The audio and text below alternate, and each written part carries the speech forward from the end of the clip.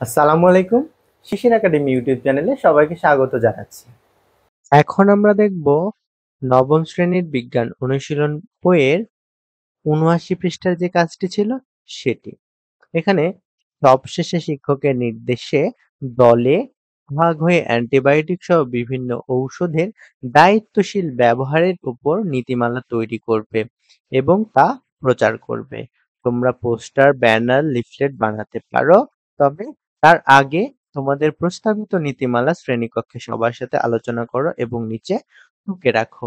অর্থাৎ তোমাদের এখানে যে কাজগুলো করতে বলা হয়েছে তার মধ্যে সবার প্রথম যে কাজ সেটা হলো যে বিভিন্ন অ্যান্টিবায়োটিক সহ বিভিন্ন ঔষধের দায়িত্বশীল ব্যবহারের উপর বিভিন্ন নীতিমালা, যে ব্যবহারগুলো কেমন হওয়া উচিত, কেমন হওয়া উচিত না, সেই বিষয়ে বিভিন্ন নীতিমালা তোমাদেরকে এখানে লিখতে বলা হয়েছে এবং সেই নীতিমালার উপরে তোমাদেরকে পোস্টার, লিফলেট, ব্যানার ইত্যাদি বানাতে বলা হয়েছে।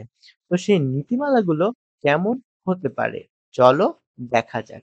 সেই নীতিমালাগুলো হতে পারে, দেখো, অ্যান্টিবায়োটিক সহ সকল ধরনের ঔষধের দায়িত্বশীল ব্যবহারের ক্ষেত্রে আমাদের নীতিমালা কেমন হতে পারে। সেই নীতিমালাগুলো হলো: ১. চিকিৎসকের পরামর্শ। নাম্বার নীতিমালা যেটা সেটা দিলাম আমরা, চিকিৎসকের পরামর্শ। ঔষধ ব্যবহারের আগে সব সময় চিকিৎসকের পরামর্শ গ্রহণ করা উচিত। চিকিৎসকের পরামর্শ ব্যতীত কোনো ঔষধ গ্রহণ করা যাবে না। এটা ১ নাম্বার নীতিমালা। ২ নাম্বার নীতিমালা, নির্দেশিকা অনুসরণ। নির্দেশিকা বলতে এখানে বোঝাচ্ছি প্রেসক্রিপশন বা পথ্য। প্রেসক্রিপশন ঔষধের ডোজ, সময়সীমা ও ব্যবহারের নিয়ম ঠিকমতো